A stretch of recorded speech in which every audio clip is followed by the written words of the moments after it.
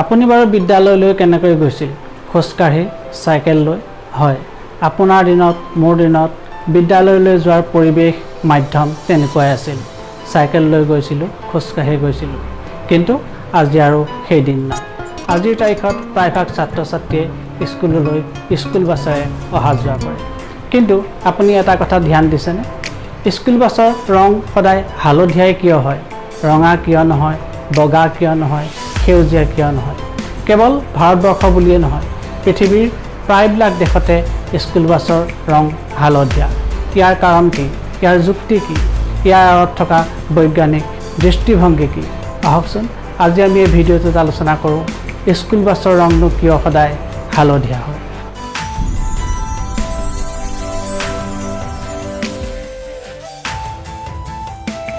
School বাছৰ ৰং হালধীয়া হোৱাৰ আঁৰত ইয়াত যেনেকৈ বৈজ্ঞানিক দৃষ্টিভংগী আছে, যুক্তি আছে, গৱেষণা আছে, ঠিক তেনেকৈ ইয়াৰ এটা ইতিহাসো আছে। আমেৰিকাৰ আইনে কৈছে যে ফ্লেছিং লাইট আৰু ছেফটি ডিভাইচৰ লগতে স্কুল বাছৰ ৰঙো হালধীয়া হ'ব লাগে। 1939 চনত আমেৰিকাত ডক্টৰ ফ্ৰেংকে স্কুল বাছৰ ষ্টেণ্ডাৰ্ডৰ কাৰণে এখন ছেমিনাৰ আয়োজন কৰিছিল আৰু তাতে সমূহ স্কুল বাছৰ ৰং হালধীয়া হোৱাটো নিশ্চিত কৰিছিল আৰু এই ৰংটোক নেশ্যনেল স্কুল বাছ ক্ৰম হিচাপে জনা গৈছিল। ষ্টপ লাইট আৰু স্পট লাইটৰ ৰং ৰঙা হয়। বহুতে এইটো ভাবে যে ৰঙা ৰঙে মানুহৰ দৃষ্টি বেছিকৈ আকৰ্ষণ কৰে, কিন্তু প্ৰকৃতাৰ্থত সেইটো কথা নহয়।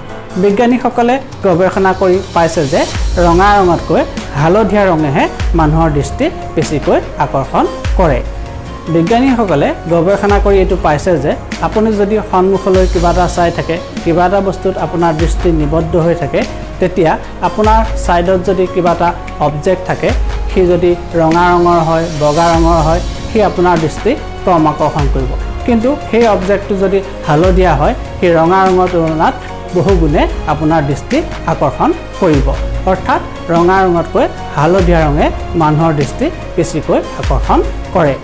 বিজ্ঞানীসকলে গৱেষণাত এইটো পাইছে যে ৰঙা ৰঙৰ তুলনাত হালধীয়া ৰঙে মানুহৰ দৃষ্টি 1.24 গুণ 1.24 গুণ বেছিকৈ আকৰ্ষণ কৰে। এই কাৰণেও ৰঙা ৰঙৰ ঠাইত হালধীয়া ৰঙক স্কুল বাছত গুৰুত্ব দিয়া হয়। গৱেষণাত আৰু এটা কথা ওলাইছে, সেইটো হৈছে যে ৰঙা ৰঙৰ তুলনাত হালধীয়া ৰংটো আন্ধাৰতো বেছিকৈ দেখা যায়। ঠিক সেইধৰণে কুঁৱলীটো হালধীয়া ৰংটোক বেছিকৈ দেখা যায় বা মানুহৰ দৃষ্টি বেছিকৈ আকৰ্ষণ কৰে। আমাৰ বিদ্যালয়সমূহ 9 বজাত আৰম্ভ হয়। ছাত্ৰ ছাত্ৰীসকল 7:30-8 বজাত ঘৰৰ পৰা স্কুল বাছেৰে ওলাই যাব লাগে। সেই সময়ত যথেষ্ট কুঁৱলী পৰি থাকে, গতিকে হালধীয়া ৰংটো কুঁৱলীৰ মাজতো খুব স্পষ্টকৈ দেখা যায়। এইবিলাক কাৰণতে স্কুল বাছৰ ৰং ৰঙা, নীলা, সেউজীয়া ইত্যাদি ঠাইত হালধীয়া কৰা হয়। ভাৰতৰ স্কুল বাছৰ ক্ষেত্ৰতো 2012 চনতে সুপ্ৰিম কোৰ্টে কিছুমান গাইডলাইন নিৰ্ধাৰণ কৰি দিছে। সেইমতে প্ৰথম কথা হ'ল স্কুল বাছৰ ৰং হালধীয়া হোৱাটো বাধ্যতামূলক। 2 নম্বৰতে স্কুল বাছত ফাৰ্ষ্ট এইড বক্স থাকিব লাগে। 3 নম্বৰতে স্কুলখনৰ নামটো তাত ডাঙৰ ডাঙৰ আখৰেৰে লিখা থাকিব লাগে। 4 নম্বৰতে স্কুল বাছত প্ৰিন্সিপালৰ ফোন নম্বৰটো লিখা থাকিব লাগিব। 5 নম্বৰতে স্কুল বাছৰ ড্ৰাইভাৰৰ ভেৰিফিকেশ্যন হৈ থাকিব লাগিব।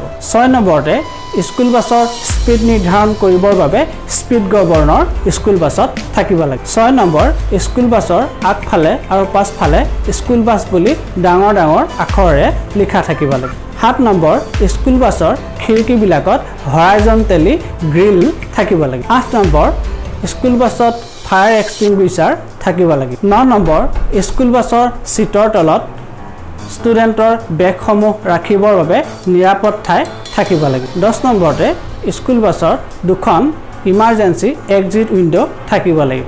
এখন বাছখনৰ সোঁফালে মাজভাগত থাকিব লাগিব আৰু এখন এক্সিট উইণ্ড' বাছখনৰ শেষৰ ফালে বেক ছাইডত থাকিব লাগিব।